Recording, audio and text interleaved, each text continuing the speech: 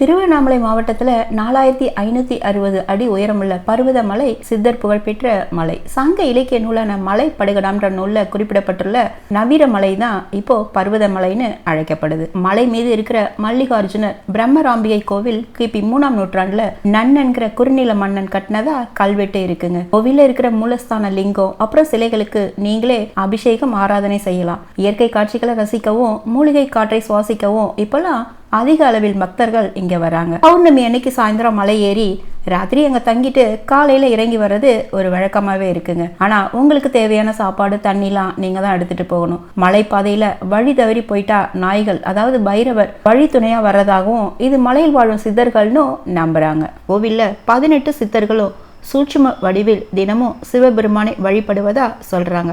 மலை ஏறி சுவாமியை பார்த்ததுமே மனசுக்கு அமைதியும் உடலுக்கு உற்சாகமும் கிடைக்கிறது அனுபவபூர்வமான உண்மை.